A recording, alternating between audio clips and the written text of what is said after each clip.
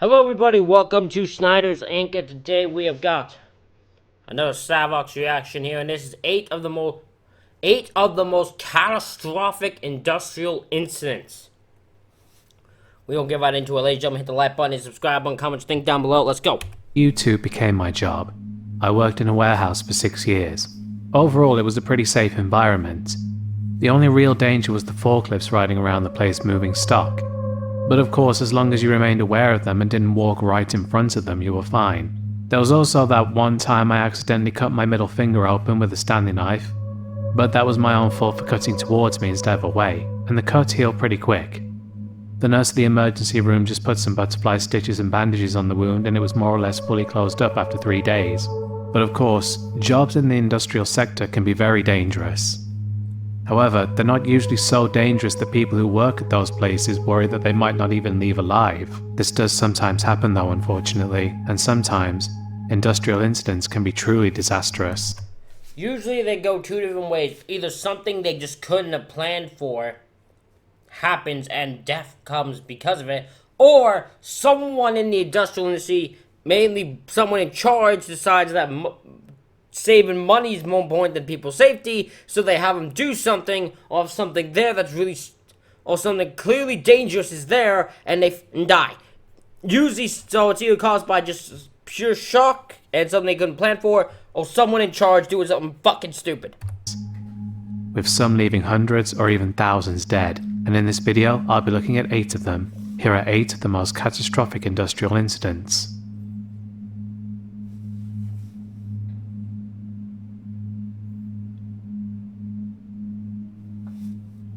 The Hamlet Chicken Processing Plant sat on a quiet stretch of road in rural North Carolina, where employment options weren't especially plentiful. Folks in the region often gravitated toward whatever steady jobs they could find, and this facility offered wages that kept the lights on at home. The building itself looked unremarkable at first glance. A sprawling structure with a few docks for trucks, a modest parking lot, and rows of industrial doors. Inside, employees clocked in before dawn, donned white smocks or aprons, then set about their tasks in chilly rooms where birds were cleaned, cut, and prepared for shipment. The routine was well worn. Workers huddled around machinery, humming with the sound of conveyor belts. Apologize for the watermark. Stock footage is ridiculously expensive. Bro, there's no way. Sarek, you've fallen so hard you can't use stock footage? Bro. Occasionally chatting about weekend plans or family life while feeding fresh product through the lines. The plant was known by locals as a reliable income source, even if it wasn't the easiest place to work. Conditions were damp and the scent of raw poultry clung to every surface. One corner of the building housed large vats and processing tables. Another contained industrial fryers for cooking. In theory, there were designated emergency exits, but some employees grumbled that doors were not always accessible, whether for security reasons or to maintain certain temperatures. Supervisors sometimes kept key entrances locked. People grew used to the idea that there wasn't much freedom to move around. Most workers shrugged it off, focusing instead on making it through their shifts. On September 3rd, 1991, something went wrong in the hydraulic lines connected to a cooking vat. Hot oil and sparks soon led to an orange glow in a place where drips of water and raw chicken were the usual concerns. An acrid smell signaled that the situation was more serious than any routine maintenance glitch. Within minutes, smoke seeped through the corridors, turning a normally cold workplace into a hazard. Machine operators abandoned their stations, trying to call out warnings over the noise of fans and clanging metal. Some made it to a clear exit, faced a terrifying scramble with no clear path outside. As the flames intensified, so did the confusion. Several people became disoriented in thick, dark smoke that spread along the ceilings. Attempts to open certain doors failed because they were still barred from the other side. In the midst of the chaos, a few brave individuals helped co-workers navigate to less obstructed areas. Alarm systems, however, were not up to the challenge. Smoke alarms and sprinklers weren't present in enough places to make any significant difference. Word of the fire reached dispatchers, and local firefighters drove up to see columns of smoke pouring into the sky above a building that was supposed to be a mainstay of the local economy. As emergency crews rolled out hoses, families of workers gathered near the perimeter, desperate for news. Firefighters encountered locked entryways, forcing them to break through while battling spreading flames. Again, this is a scenario. I don't think in any scenario should a bunch of doors and exits be locked. I just think that's a stupid thought. I feel like most places, I even like matters then or now, should just always have any door able to be accessed from the outside. The air inside was a toxic brew of chemicals, charred grease, and melting plastic. Under those conditions, every second counted. When rescue teams finally managed to push deeper in, the scale of the disaster became painfully clear. Portions of the plant had rapidly become uninhabitable, and not everyone managed to reach a safe exit in time. After the blaze had run its course, the death count climbed to 25, with more individuals suffering injuries from smoke inhalation or burns. Investigators arrived on the scene, gathering testimony from shaken survivors about padlocked doors and blocked routes. Burned out cooking equipment lay twisted in piles of wet ash, while racks of half-processed chicken now stood coated in soot and debris. Local newspapers printed stark images of firefighters combing through the wreckage, some carrying victims on stretchers. For a plant so integral to the community, the aftermath felt surreal. Many residents had someone in their family who either worked at the site or knew someone who did. The town itself, small and close-knit, found itself grappling with a collective shock that few had ever anticipated.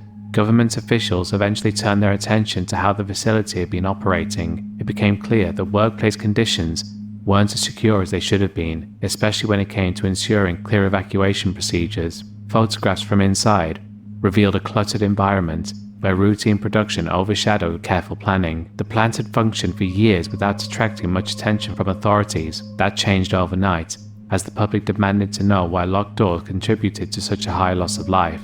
For the people of Hamlet, those harrowing hours left a lingering sense of disbelief. The building that many had entered daily for their paychecks was now cordoned off by yellow tape, reduced to a partially burned ruin. Personal belongings remained scattered across the soggy floor, abandoned coats, gloves, and boots that once made it easier to handle chilled poultry. Local volunteers pitched in, helping with relief efforts and trying to support families who had lost a primary breadwinner. Funeral arrangements took place one after another, creating a ripple effect throughout the community. Even after the debris was cleared, the site stood empty for a while. Some questioned whether any operation would occupy that stretch of land again. People often drove by and couldn't help recalling how quickly everything unraveled on that September morning. The surviving workers recounted moments of terror when smoke and heat forced them to scramble forward towards doors that simply wouldn't open. That memory endured well beyond the cleanup. It became something woven into local lore, and the mention of that plant still evokes flashes of heartache in Hamlet, years after the flames died out.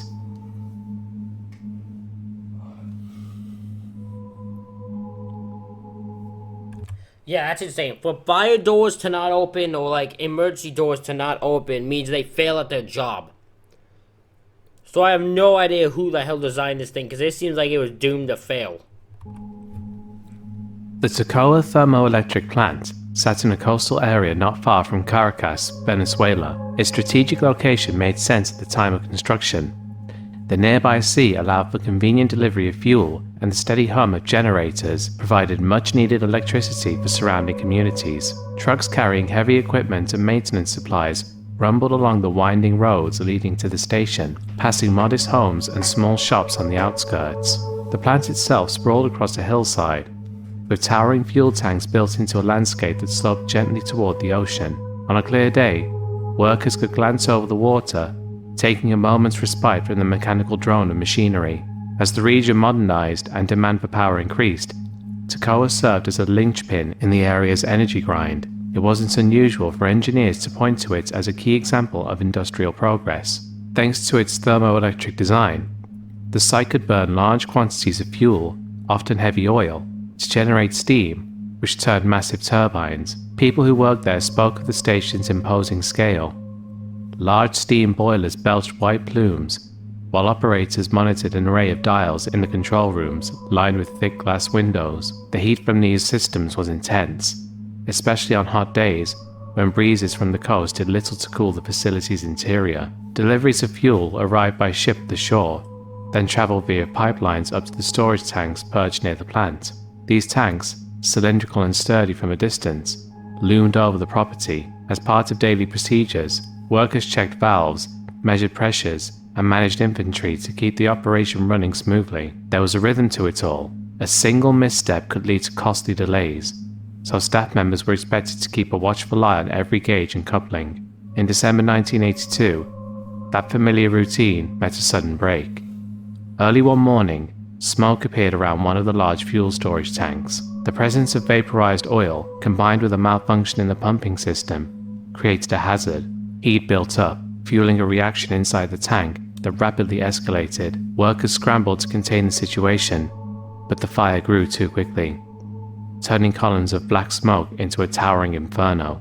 Sirens blared, and local firefighters arrived, ill-prepared for the sheer scale of the blaze. From across the water, witnesses could see thick plumes spreading like a dark banner across the sky. As personnel fought the flames, an even bigger threat developed. Rising temperatures within the reservoir of oil triggered an explosion so powerful, it tore through equipment and ignited secondary blasts. That's insane. That sounds insane. That sounds scary as hell. Holy shit. Tanks that had once appeared immovable shook violently under the pressure. Firefighters and plant employees struggled to keep pace with the chaos. Flames leapt from container to container, spreading a chain reaction that left entire sections of the hillside scorched. Attempts to evacuate nearby homes led to frantic scenes on local roads, as cars and trucks fled the area under a gloomy, ash-filled sky. The intensity of the explosions took many by surprise. In the aftermath, the plant's infrastructure lay badly damaged. Mangled steel beams, bent pipes, and twisted control panels littered the ground, some coated in layers of soot and oily residue. First responders had to sift through the hot debris, hoping to locate any survivors who might be trapped. Rescue operations were further complicated by pockets of residual fire that could flare up without warning. Stories emerged of workers who had been on break, only to be caught in the path of a sudden burst of flame, or firefighters who raced in to help and never returned. 150 people died, and the number of injured swelled area hospitals. Entire buildings were reduced to skeletons of reinforced concrete, blackened and brittle from the sheer force of the firestorm. In some sections, large industrial vehicles sat half buried in rubble, their tires melted to the pavement. Local authorities and media arrived to document the scene, capturing images that would later appear in newspapers worldwide. Readers far from the site saw photographs showing rivers of foam sprayed by emergency crews, burnt-out scaffolds, and columns of thick smoke still hanging in the air. In the days following the disaster, engineers assessed whether any portion of the station could be salvaged. While some of the surviving infrastructure might have been structurally sound, no one could ignore how vulnerable the plant had proven to be in an internal calamity. Investigators interviewed surviving. I would love to know how the hell this is just an explosion that happened out of freaking nowhere. Staff to figure out what went wrong, the maintenance history of certain tanks, the reliability of control measures, and the real condition of the fire suppression systems. Locals who had taken pride in the Toccoa facility found themselves bewildered by how quickly a mainstay of the region's power supply could be destroyed. Debris removal lasted for weeks, revealing more grim discoveries and leaving behind a stretch of charred earth where machinery once buzzed. Workers who returned to salvage equipment moved carefully, aware that half-burned pipes and cracked foundations might not hold up. The sound of heavy machinery clearing wreckage replaced the daily clamor of turbines. Some partial structures loomed in the distance, concrete shells that might have stood firm against decades of weather, but crumbled during a single cascade of explosions. For people in the surrounding communities, the impact of that December day lingered. The skyline at the edge of the coast shifted from one dominated by tall silhouettes of fuel tanks to a scene defined by smoke-stained remnants and the hush of inactivity. Years passed, but discussions about the Toccoa disaster persisted, with recollections of the intense flames and eruptions that shaped the region's history. Only fragments of the old power plants ever returned to their intended function, and the name Toccoa remains stamped in people's minds for reasons far different than those first imagined when the station was built.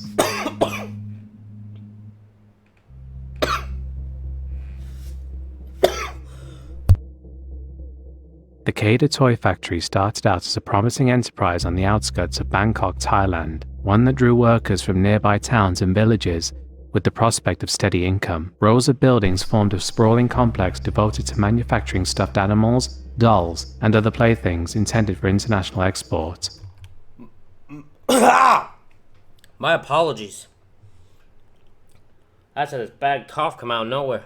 Employees arrived daily in company buses or on small motorbikes, converging at the compound long before the sun rose. Every new shift meant more garments to stitch, more plastic parts to assemble, and more deadlines to meet. In many ways, the facility represented Thailand's growing connection to the global market, with shippings headed to distant countries where eager buyers awaited brightly coloured toys. Although the factory paid better than some local jobs, the atmosphere within its walls could be demanding. Tight production goals led to long working hours in sweltering conditions. Stitching machines buzzed, plastic molds hissed, and forklifts rumbled between rows of stacked boxes. Many managers kept a close eye on the timing and output. Certain buildings lacked decent ventilation, leaving workers to contend with both intense heat and a constant swirl of lint and synthetic fibers. Weekend shifts became... I couldn't work at this. No, I couldn't work at a toy like that, and you want high patience, quick done shit? Nope, not me.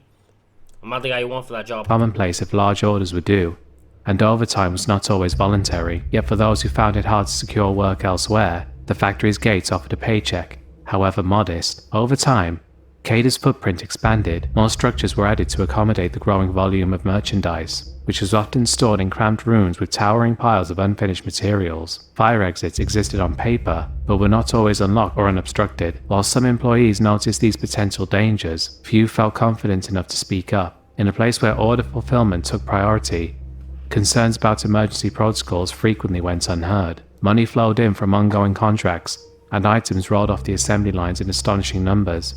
Shippers and inspectors came and went, yet a sense of unease lingered among those who observed the disorder beneath the surface. On May 10, 1993, this uneasy feeling transformed into a crisis of unimaginable scale. An ordinary Monday morning began with the usual flurry of activity: sewing stations, forklift operators maneuvering pallets of components, and production supervisors roaming different units. Then, partway through that routine, a spark ignited. Some attributed it to a welding mishap. Others pointed to outdated wiring. In a facility filled with flammable materials, such as cotton fillings, plastic scraps, and cardboard packaging, a single flame was more than enough to unleash chaos. Fire leapt from one section to the next, at a speed that defied belief. I don't know if that's related to this, but this looks insane. Whatever the hell is going on here is insane.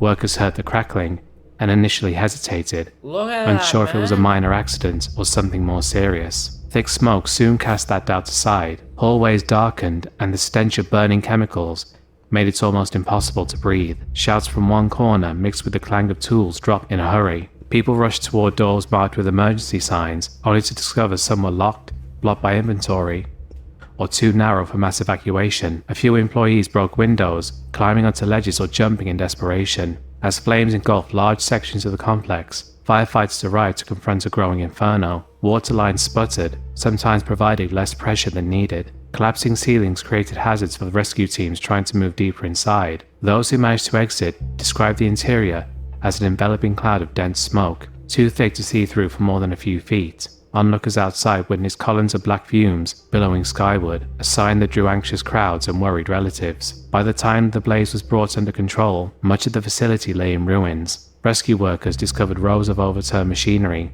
charred boxes of half-unfinished toys, and personal belongings strewn across the scorched ground. Parts of the structure had caved in, creating pockets of debris where the most determined attempts to save trapped individuals had taken place. Hospitals in the area soon overflowed with burn victims, and others suffering from respiratory problems. For many families, the final outcome proved devastating.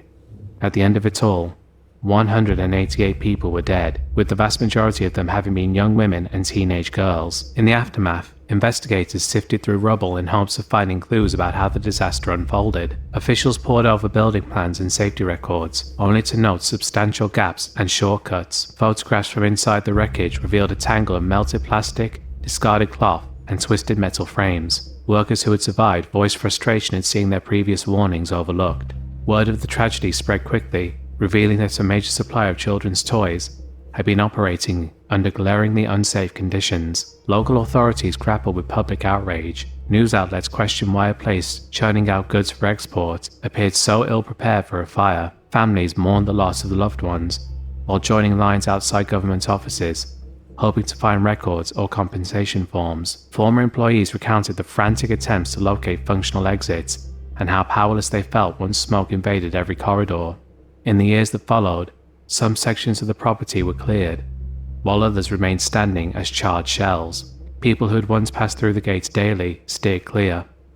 Haunted by recollections of that harrowing day, photographs from the scene became ingrained in public memory, showing burned sewing machines and collapsed concrete walls. Though talk of improved building codes occasionally arose in the news, for many who lived and worked in the surrounding area, the physical wreckage and personal losses left a lasting mark that could not be easily erased. Insane. Genuinely insane that this is just a thing that happened. Like, that's just the way it was.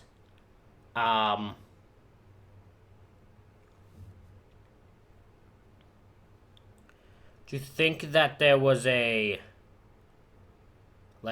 just a toy factory could have so little preparedness for fire and just have that burn and loss of life is insane, because you'd think they should be able to handle it.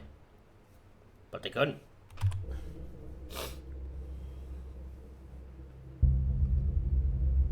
Ali Enterprises was a garment factory located in the Baldia town area of Karachi, Pakistan. Before becoming the focus of national headlines, it served as a place where hundreds of workers stitched clothing for various brands, both local and international. The building itself wasn't particularly modern. It consisted of several floors that housed rows of sewing machines, cutting tables, and storage racks filled with fabric rolls. Despite its limited space, orders kept growing.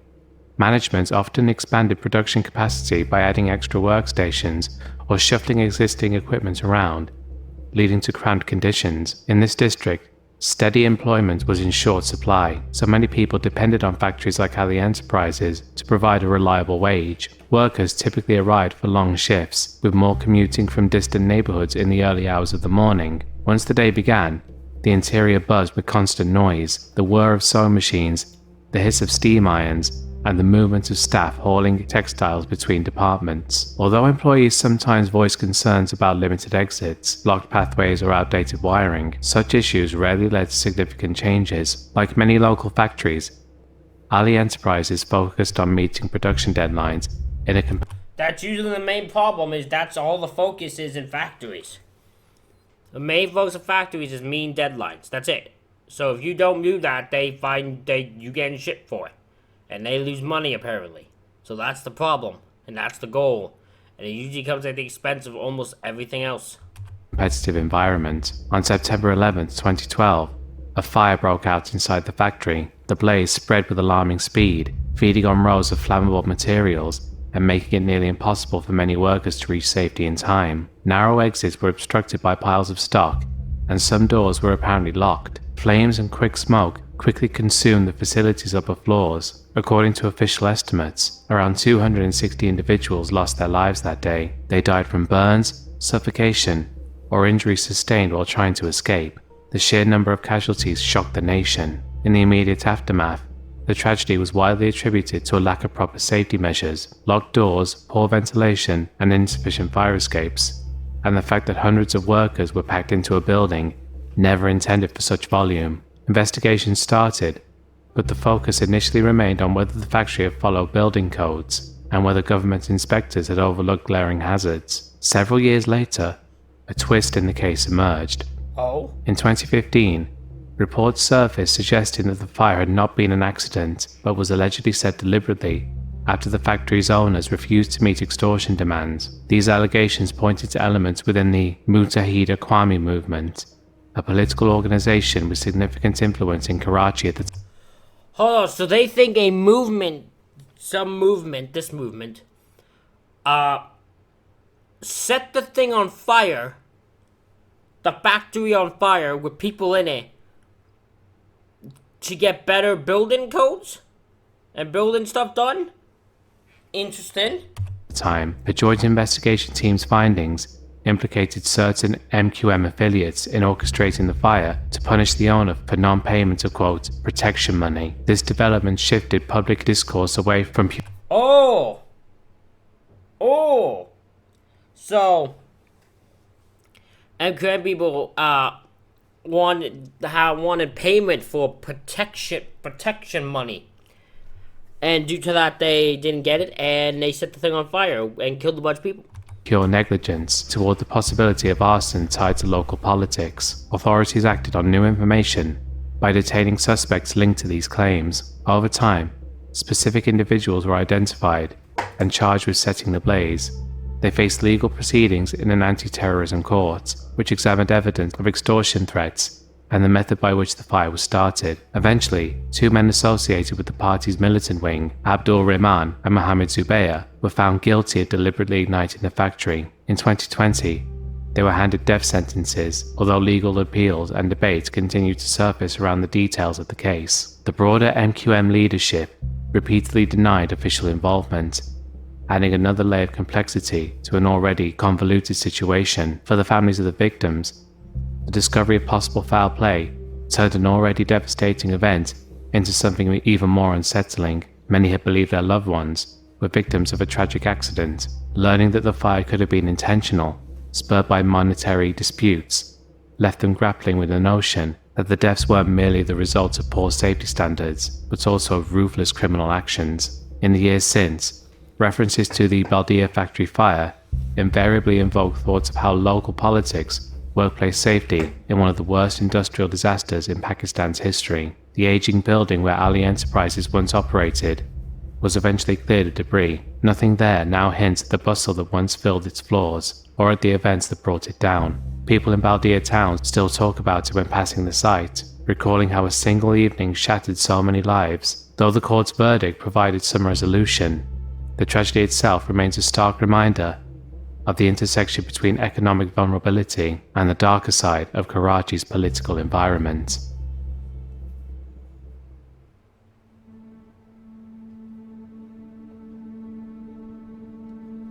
San Juanico was once a quiet area on the outskirts of Mexico City that, by the 1980s, had transformed into an industrial hub focused. Those just look weird, I'm not even gonna lie. Giant mushrooms, they look like. Focused on the storage and distribution of liquefied petroleum gas. As Mexico's energy that's a good start. That's a good way to get a fire. That's what will cause it. needs grew, companies set up large-scale storage facilities to meet both domestic and industrial demands. In San Juanico, several massive storage tanks dominated the landscape. Over time, these tanks became critical nodes in a supply network designated to provide liquefied petroleum gas to factories. Local businesses, workers, and even nearby residents grew accustomed to the steady hum of industrial activity that defined the area. On November 19, 1984, that familiar scene was shattered in a matter of moments. Early that day, one of the storage tanks began to leak, releasing liquefied petroleum gas into the surrounding area. Although the exact sequence of maintenance oversights is still debated, it's clear that poor upkeep and an environment of relaxed safety standards had allowed dangerous conditions to develop. A buildup of vapors began to form in the vicinity of the tank, a volatile mixture waiting for an ignition source. At some point, a spark or stray flame ignited the accumulated gas, triggering a massive explosion. The blast was powerful enough to rupture the leaking tank completely, and the force of that initial detonation sent shockwaves through the entire storage facility. In quick succession, the explosion caused several adjacent tanks to fail. Each subsequent blast added to the intensity of the overall event, turning what started as a single ignition into a cascading series of explosions. The immediate impact was catastrophic. Official figures indicate that approximately 500 people lost their lives as a result of the disaster. Many of those who died were killed instantly by the force of the explosions. The concussive blasts shattered nearby structures, sending heavy fragments of metal and concrete flying at lethal speeds. Others suffered severe burns when the flames, driven by the rapid release of energy, enveloped the area. Still, there were those who, though initially escaping the direct impact, succumbed shortly afterward from inhaling dense, toxic smoke and vapors that filled the air. In the chaotic aftermath, the facility was engulfed in intense fire. The heat radiating from the burning tanks was so extreme that even a brief exposure resulted in fatal burns. Rescue teams... That's insane.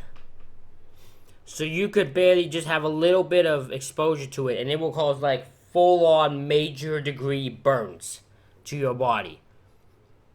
That's why you can't be messing with gas, man. If you have gas or some sort of storage thing, you gotta make sure that shit is looked at and taken care of well. Because all it takes is one little leak like this thing and it fucking explosion ripple effect that fucking ruins many of lives. Arrived amid a scene of smoldering wreckage and ongoing flames, their efforts hampered by both the continuing risk of further explosions and the heavy, choking smoke that blanketed the area. In the surrounding neighborhoods, residents scrambled to escape the sudden conflagration. Some buildings nearby, weakened by the shockwave, collapsed, adding to the tally of injuries and deaths from the falling debris. Investigations into the incident later revealed a web of contributing factors. Inadequate maintenance protocols had allowed small leaks and material fatigue to go unaddressed. Safety measures designed to detect and control vapor buildup were either insufficient or not properly enforced.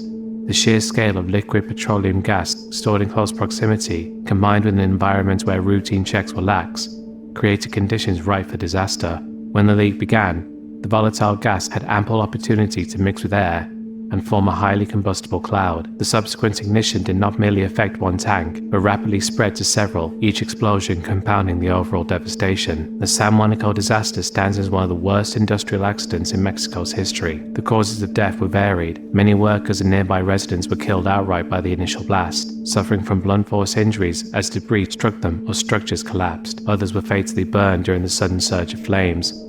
And still, others lost their lives from smoke inhalation and toxic fumes that filled the area in the minutes following the explosion. In the hours after the disaster, emergency crews worked under extreme conditions, navigating through rubble and fighting fires that raged across the storage facility. The area, once defined by orderly rows of gas tanks and a steady rhythm of industrial activity, was transformed into a scene of utter devastation. As the fires continued to burn and rescuers struggled to reach those trapped in the chaos, it became clear that the incident had overwhelmed every aspect of local emergency response. The San Juanico disaster was not a singular event, but a chain reaction that unfolded with alarming speed. The combined effects of blast trauma, severe burns, and inhalation of toxic fumes resulted in the loss of approximately 500 lives that fateful day, marking one of the most severe industrial accidents in the nation's history.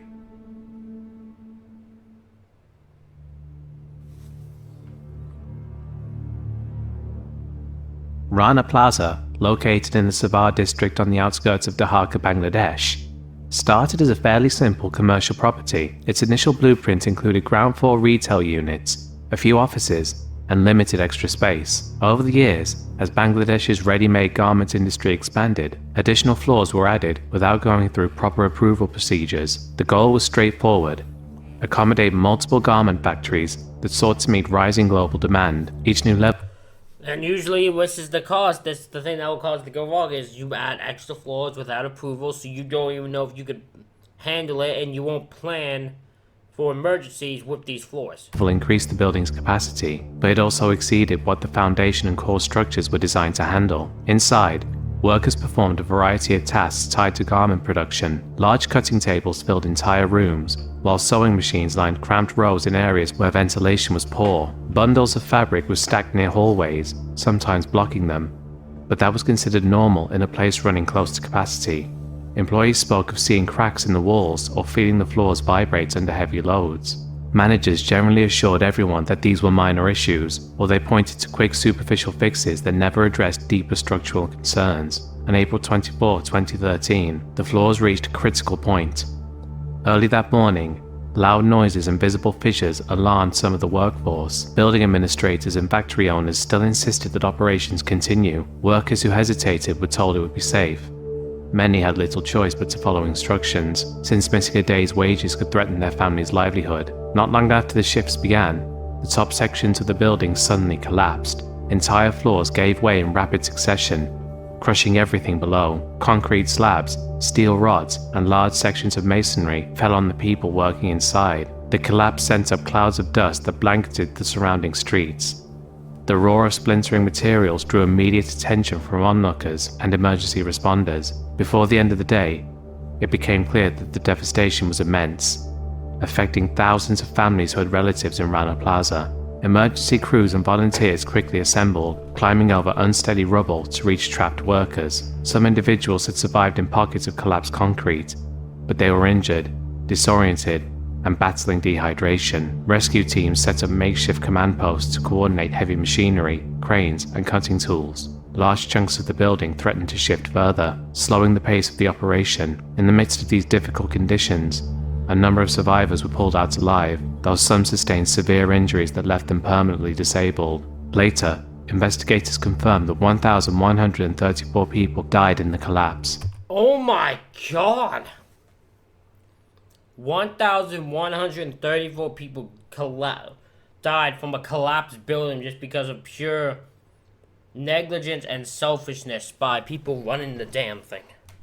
Running the plaza. Many were crushed instantly when floors compressed together, causing lethal blunt force trauma and severe head injuries. Some were pinned under heavy debris and died from blood loss or lack of oxygen. Others were asphyxiated by dust and rubble that blocked air passages. In a few cases, individuals survived the initial cascade only to succumb in the following hours because rescue teams simply couldn't reach them in time. As the days passed, officials and safety inspectors examined piles of twisted steel rods and chunks of concrete to determine how the structure had failed so completely. Findings pointed to a mix of unauthorized expansions and low-quality building materials. The added floors, loaded with heavy textile machinery, went beyond what the original support columns could handle. Investigators also learned that the building's owner had ignored warnings about the cracks that appeared shortly before the collapse. Some of these warnings came from local police, others from engineers who noticed ominous signs of stress. In the aftermath, families gathered around the site, searching for missing relatives. Nearby hospitals overflowed with wounded survivors. Volunteers, local organizations,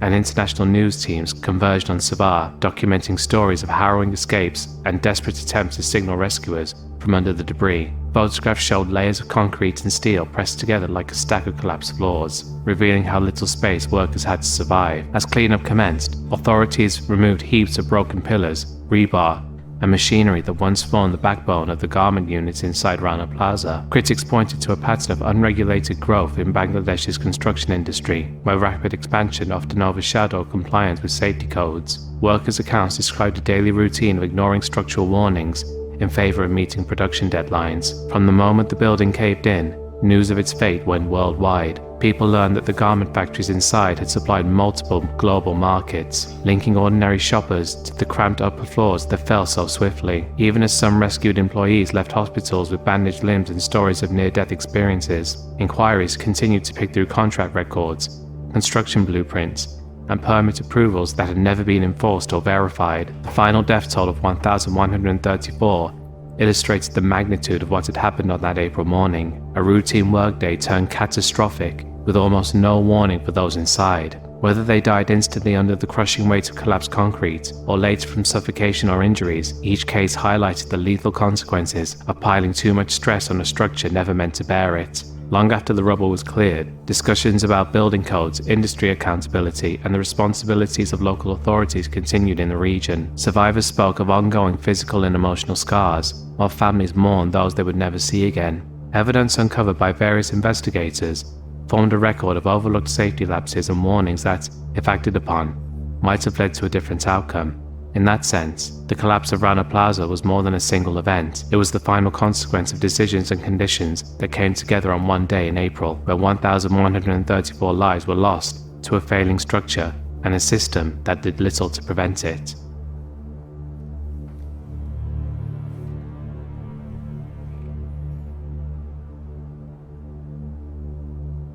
Deep in the Liaoning province of China, the Benjihu colliery was established during a time when the region's rich coal deposits became central to industrial expansion. Originally set up in the early 20th century, the mine was developed to extract coal for energy and manufacturing needs. Over time, its intricate network of underground tunnels and shafts expanded steadily. With increased demand for fuel and materials, the colliery grew into one of the largest coal mines in Asia, drawing thousands of workers into its depths. During the 1930s and 1940s, Japan's industrial influence in northeastern China was unmistakable. As Japanese companies sought to secure raw materials to fuel their military and industrial machines, they invested heavily in the infrastructure of the region. In the case of Benjihu, Japanese expertise and capital were woven into its operations. Modern machinery, ventilation systems, and mining techniques, many introduced or overseen by Japanese engineers, were implemented with the aim of boosting production. Yet even as these new technologies promised greater efficiency, they also brought with them pressures to maximize output. In this environment, safety protocols were often sidelined in favor of production quotas and meeting strategic resource needs. Workers in Benjihu, many local and some brought in from surrounding areas, labored under harsh conditions in a maze of narrow, dim tunnels. The air was thick with coal dust, and primitive ventilation systems struggled to keep dangerous gases in check. Periodic warnings about methane buildup and unstable roof conditions were parts of everyday life, yet the drive to extract more coal often meant that these risks were accepted as part of the job. The blend of traditional mining practices with newer, high-output techniques, introduced partly by Japanese influence, created a setting where hazards could easily escalate. On the morning of April 26, 1942, routine operations took a dramatic and deadly turn.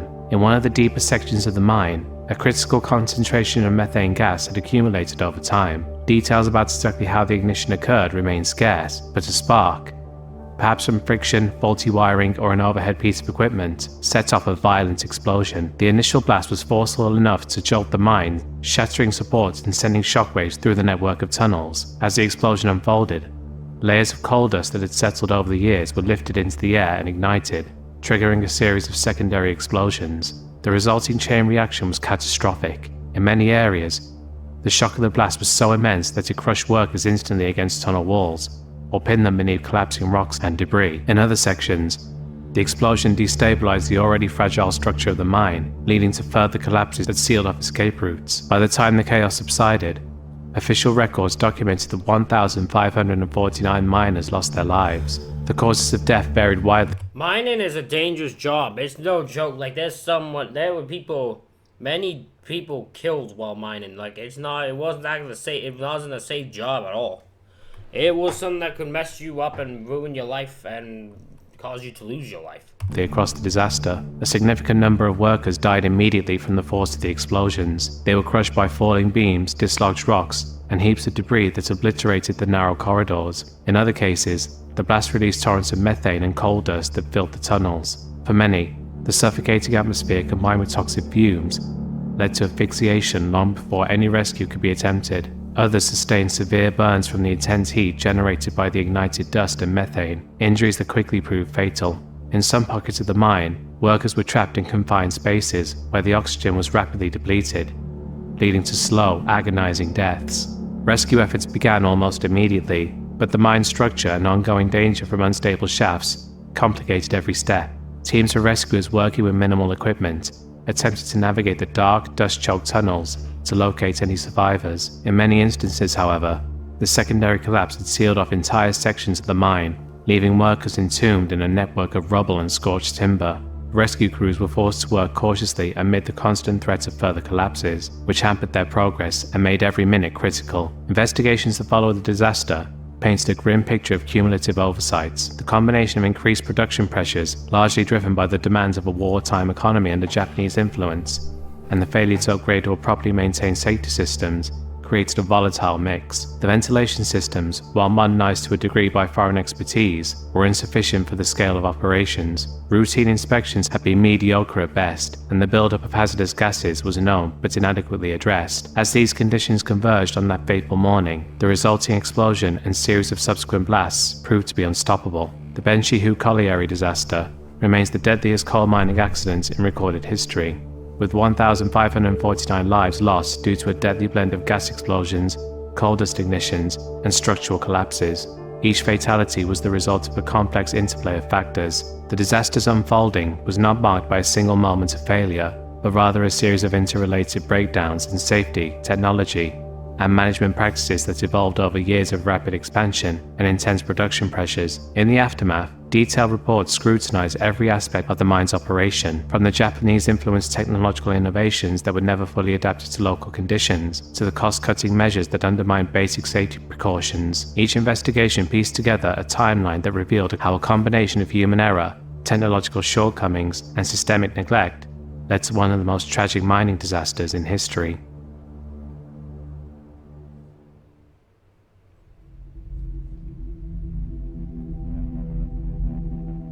Bhopal, a city in central India, became the site of a pesticide plant during the late 1960s, operated by Union Carbide A pesticide plant?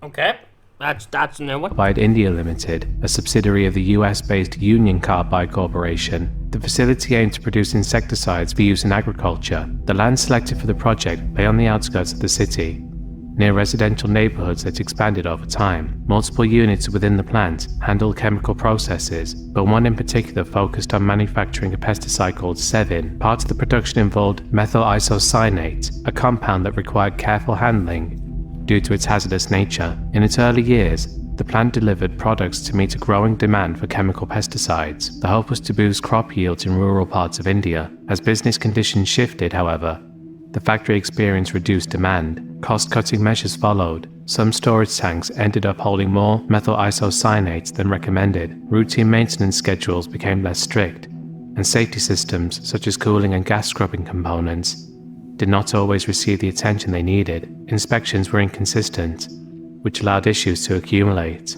On the night of December 2nd, 1984, one of the methyl isocyanate storage tanks at the Bhopal plant underwent a sudden and dangerous reaction. Water had somehow entered the tank, triggering a violent chemical process that caused the heat and pressure to build up. The cooling system meant to keep the methyl isocyanate at a stable temperature was not fully operational. Other protective features, like the gas flare tower and scrubber, were also either turned off or not running at sufficient capacity. As the pressure climbed, the emergency venting system released large quantities of toxic gas into the air. Carried by a mild breeze, the gas drifted across the nearby residential areas, where most people had already gone to sleep. Exposure to methyl isocyanate irritates the eyes, nose, and lungs. In the hours immediately following the leak, residents woke up coughing and choking. Many tried to flee on foot, but the gas cloud spread quickly at ground level. Hospitals, unprepared for a chemical disaster of this scale, were soon overwhelmed with patients reporting burning throats and eyes, difficulty breathing, and other acute symptoms. Initial casualties rose fast as those closest to the plant inhaled extremely high concentrations of methyl isocyanate. Official estimates indicate that around 2,000 people died within the first few days. Over time, additional deaths were documented, bringing the figure from different sources to 3,787. The gas had caused acute respiratory failure in many individuals, with others suffering fatal pulmonary edema or going into cardiac arrest. Some residents who escaped with severe injuries faced long-term health problems affecting their lungs, eyes, and immune systems. In the aftermath, investigators found multiple breakdowns in the plant's operational standards. Storage levels of methyl isocyanate exceeded safe limits. The refrigeration system intended to keep the tank cool had been shut off to save costs. Alarms and gauges that might have warned staff of rising pressures were either not functioning properly or were ignored. Adding to the problems, certain safety mechanisms that might have neutralized the leak were out of commission, leaving no effective barrier once the reaction began. For the local population, that December night changed everything. Entire neighborhoods suffered devastating losses in a matter of hours. Families ran from their homes, often unable to see through the haze of toxic fumes. Many survivors reached the edge of the contamination zone, only to collapse from the intense irritation to their eyes and lungs. In the weeks that followed, funeral pyres and mass burials became a common sight, reflecting the large number of deaths that continued to be reported. Some officials wore protective masks when visiting the area, highlighting the ongoing concern about lingering contamination and fumes that might still pose a threat. Relief teams arrived, as did the media, each group trying to grasp the full scale of the event. Medical volunteers opened makeshift clinics whenever space allowed, treating individuals with severe breathing difficulties, burns from chemical irritation, and damage to internal organs. Attempts to contain and contaminate the site continued, where residual chemicals still pose risks long after the initial release. Subsequent investigations pointed to neglected maintenance protocols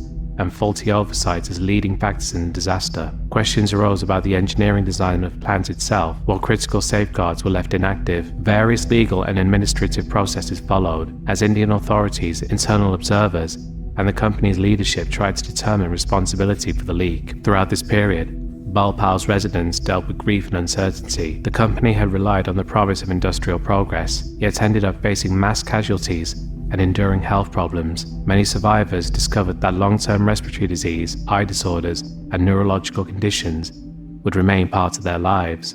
Officially, the initial death toll was in the thousands, but long-term estimates suggested even higher figures. Today, it's believed as many as 16,000 deaths may have been caused by the incident. Causes of death encompassed acute lung failure, suffocation from swelling in the respiratory tract, and chemical burns that led to severe organ damage. In less extreme cases, individuals were left with conditions that eventually proved fatal months or years later. Clearing and decontaminating the site took considerable time, as authorities removed chemical residues and dismantled what remained of the facility's most dangerous systems. In the broader timeline of industrial accidents, the Bhopal gas release remains quite possibly the worst for both its immediate devastation and the chronic harm done to those who survived. The official numbers, with thousands of lives lost, illustrate the scale of an event that unfolded swiftly in the dark, when most people were defenseless against a hidden hazard that crept into their homes and communities. Ladies and gentlemen, that is it for this reaction video. Let me know what you think in the comments. Hit the like button, hit the subscribe button. Thank you all for watching. I'll see y'all for the next one.